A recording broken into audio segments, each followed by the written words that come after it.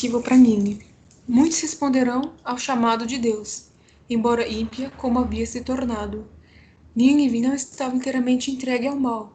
Aquele que está vendo a todos os filhos dos homens e descobre todas as coisas preciosas, viu na cidade muitos que estavam procurando alguma coisa melhor e mais alta, os quais, se lhe fosse dada oportunidade para conhecer o Deus vivo, afastariam de si as más obras e o adorariam. E assim, em sua sabedoria, Deus se revelou a eles de maneira inconfundível, a fim de levá-los, se possível, ao arrependimento. O instrumento escolhido para essa obra foi o profeta Jonas, filho de Amitai. A ele veio a palavra do Senhor: Levanta-te, vai à grande cidade de Nínive e clama contra ela, porque a sua malícia subiu até mim. Entrando na cidade, Jonas começou a pregar contra ela. A mensagem: ainda 40 dias e Nínive será subvertida. De rua em rua ia ele fazendo soar as notas de advertência. A mensagem não foi em vão. O clamor que soava através das ruas da ímpia cidade ia passando de lábio em lábio, até que todos os habitantes tivessem ouvido o assustador anúncio. O Espírito de Deus imprimiu a mensagem em cada coração e levou multidões a tremerem por causa dos seus pecados e a se arrependerem em profunda humilhação. Bom, esse é um caso interessante, né? Que com a pregação de Jonas, a cidade toda ela se converteu, né? E a gente vê Jonas como um profeta talvez não tão perfeito, né? Que teve suas falhas ali, mas o povo estava necessitando, né, dessa advertência, né, e meio que eles tomaram consciência e deu tempo, né, de se arrepender. Então esse é um caso interessante, assim, também, né, de que muitas vezes a gente prega e acha que não está surtindo efeito, mas muitas vezes é necessário que as pessoas ouçam a mensagem e aí elas que decidem, né, sobre a conversão ou não, né, que é importante a gente também tá falando, né. Verdade. E o interessante, né, que se a gente for parar para pensar, quando, no caso de Noé, né, vamos pensar em Noé, quando não teve mais jeito e não tinha mais como Deus deixar Noé isolado do ambiente em que ele vivia, de modo a ser seguro para ele, e já não tinha mais como ele manter a população do jeito que estava, ele falou para Noé: olha, prega a mensagem, Noé, e depois você vai para a arca e quem não aceitar vai ser destruído. E aí ele destruiu toda a população e recomeçou com Noé. Aí nós vamos pensar no caso de Abraão, pai da fé. O que Deus fez com ele? Falou: sai da tua terra, da tua parentela, da casa de seus pais e vá para um lugar que eu te mostrarei. Então, para que ele preparasse Abraão para aquilo que ele tinha em mente, ele pediu para Abraão se afastar do ambiente em que ele morava, né? Do ambiente em que ele vivia. Quando teve o problema entre Abraão e Ló, né? Abraão falou: olha, escolhe o local que você quer ir. E aí, Ló escolheu o local que, aos olhos humanos, parecia o local mais propício para ele ir. E ele foi, e aí a gente sabe o resultado, né? Ele ficou num local que era tão corrompido que chegou um momento que Deus foi lá e destruiu o local. Aí nós vamos pensar em Moisés, né? Moisés, ele fugiu, e aí ele se preparou em um outro ambiente, né? E aí, quando ele, quer dizer, já fazia um bom tempo que ele não convivia ali com o seu povo, né? Apesar das pessoas o conhecerem, mas assim, durante um bom tempo não é relatado nenhuma influência dele em relação ao povo, né? Ele vivia lá no Egito, tinha de tudo, do bom e do melhor, até que ele não se conteve e matou soldados egípcios e saiu foragido e tal. Mas nós percebemos que Moisés, ele também ficou um bom tempo ali longe do povo, e aí Deus o preparou e falou: olha, você vai lá e você vai retirar o povo de lá.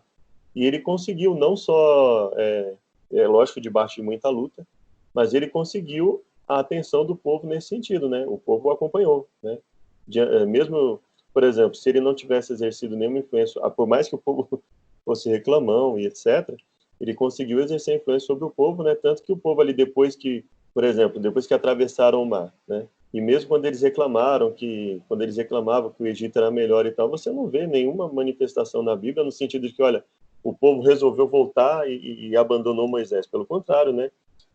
Eles passaram, mesmo debaixo de muita reclamação, eles sabiam que ninguém queria se arriscar, né? Um monte de gente reclamava, mas ninguém queria tomar a iniciativa de se afastar de Moisés. Então a gente percebe que, mesmo depois de um bom tempo afastado do povo, Deus o utilizou e ele exerceu uma influência sobre aquele povo. Aí aconteceu a mesma coisa com Jonas, né?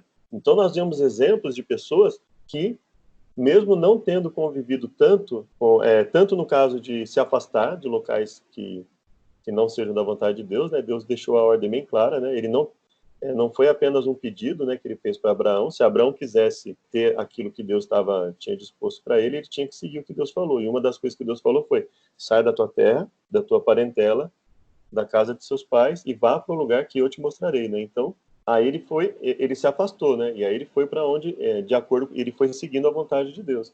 Então, a questão de se afastar para ter um preparo melhor em relação à vontade de Deus e a questão de você não precisar estar o tempo inteiro no meio de um grupo para você exercer influência sobre ele, eu acredito que esses exemplos eles são suficientes para nós, né? No caso de Abraão, no sentido de se afastar para você ter uma comunhão maior com Deus, e no caso de Moisés e de Jonas, o exemplo de pessoas que foram até um determinado povo, já não tinham algum tempo contato com aquele povo, no caso de Jonas talvez nunca tenha tido, e conseguiram um excelente resultado, né? Mesmo no caso de Moisés, debaixo de muito confronto, né?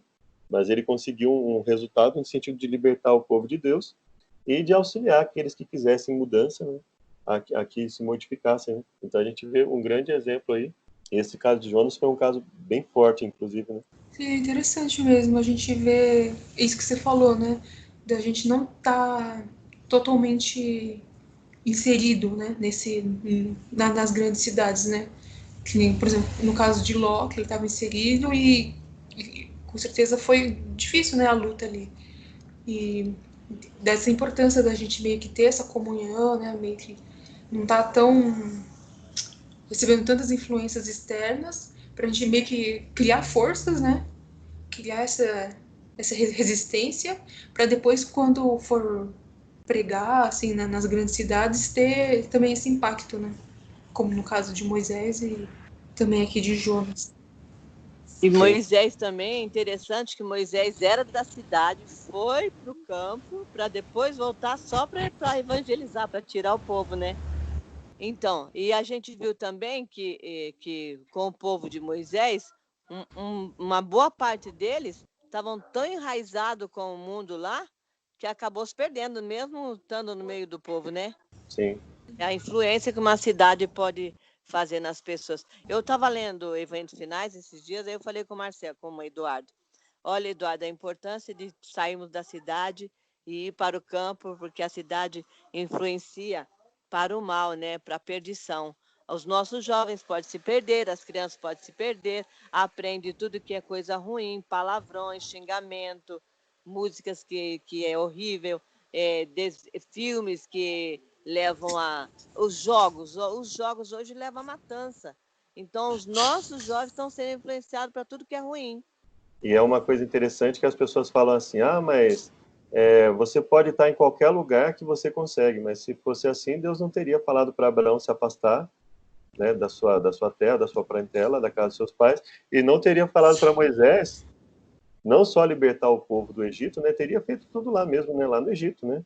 Ah, o povo vai mudar e o povo vai ser diferente aqui no Egito mesmo. Não, ele não só afastou o povo do Egito, como manteve o povo isolado de toda a influência e ainda falou para eles, né, olha, não deixe que seus filhos se misturem com pessoas que vão prejudicar o desenvolvimento deles, né? Ele deixa claro isso lá na palavra. E o próprio Jesus, né? Se você olhar, Jesus, quando ele separava pessoas para pregar o evangelho, você vê que primeiro eles se preparavam, não é? Eles iam de dois em dois, iam para um lugar pregar e depois voltavam. Eles você não vê na pregação de Jesus as pessoas ficando sempre no mesmo lugar. Eles sempre estavam em locais diferentes, iam lá, pregavam, aí voltavam para a igreja, davam testemunho e se fortaleciam espiritualmente, né?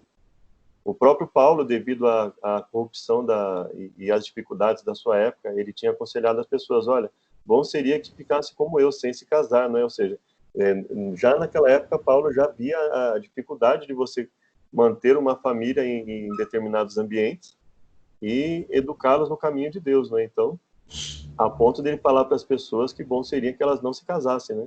Então, a gente vê aí a dificuldade. Então, quer dizer, não é uma ideia fora dos princípios bíblicos você buscar ambientes que vão te propiciar um preparo espiritual melhor, né? Então, principalmente para quem quer constituir família, e mesmo para quem não quer, para quem quer um ambiente melhor para se preparar até para evangelizar, né? Um ambiente que você tenha pessoas que busquem o mesmo pensamento que você, que compartilham dos mesmos princípios, que vão te ajudar a se fortalecer espiritualmente, não ser uma tentação constante, né? Sim, se a gente for ver até do povo de Israel, eles eram o povo de Deus, né? Um povo santo. Mas assim, eles estavam escravos lá no Egito, e mesmo assim, quando eles saíram de lá, eles meio que falaram assim, mas até que o Egito não era tão ruim assim, né? E eles estavam escravos. Então é Exatamente. prevível, né, que a influência de uma cultura promíscua, ela pode causar nas pessoas, né? Sim. Eles eram Sim. escravos, né? Viviam pouco, tinham que trabalhar feito Muito. camelo, né? Mas tinha fruta, né? Tinha cebola, tinha fruta para comer, pêssego, né? Tinha Se não me engano. carne. Então, quer dizer, é, passar um período de dificuldade em nome da liberdade, eles não estavam tão... Mas também tinha um monte de gente reclamando, mas nenhum lugar da Bíblia fala que eles foram embora, né? E deixaram Moisés ali, né? Então, Não, não. reclamaram, mas estava ali. Não, reclamamos, mas estamos aqui, né? É tipo Não, as crianças mimadas, né? Reclama, que não sei o quê, mas não desgruda dos pais, não. Mas os que estavam tão ruins, eles foram exterminados ali mesmo, né? Foram, No né? deserto. assim, não Sim. é que eles foram exterminados, né? Que assim, alguns realmente morreram, né? Ali que Deus É, atuou e eles foram mortos ali de imediato. Mas sim, assim, o que aconteceu foi que aquela geração, Deus deixou que eles vivessem a vida deles e fossem morrendo gradativamente, né? Não é que Deus sim. pegou toda aquela, todos eles e Não, matou de uma eu vez. digo aqueles que a terra abriu e engoliu 300, não foi Isso, na mesma? Exato. isso, mas mesmo os que não morreram na hora, né? Deus também falou para eles, olha, Deus impôs um limite, né? Falou, olha, essa geração de vocês não vai entrar, os seus filhos vão entrar, mas vocês não. E aí Deus permitiu que durante 40 anos eles vivessem ali, até que todos eles, né, gradativamente morressem, e aí os outros pudessem entrar na terra, né? Então a Sim, gente percebe que sempre houve um cuidado de Deus no sentido de preparar as pessoas que iriam servir a Ele a um ambiente mais propício, né? O próprio Davi fala, né? Bem-aventurado aquele que não anda segundo o conselho dos ímpios, né? Não anda na sim. roda dos escarnecedores. Então, antes o seu prazer está na lei do Senhor e nela medita de dia e de noite. Quer dizer, como é que você vai falar com seu filho dia e noite sobre a importância de obedecer a Deus e ele sai ali na rua, ele vê um falando palavrão, ele vê Verdade.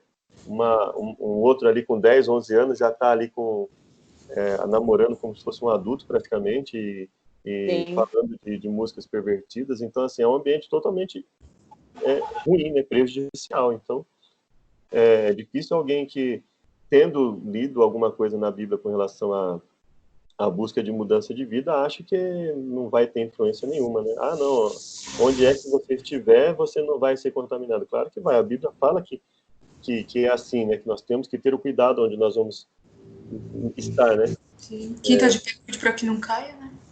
Isso, exatamente.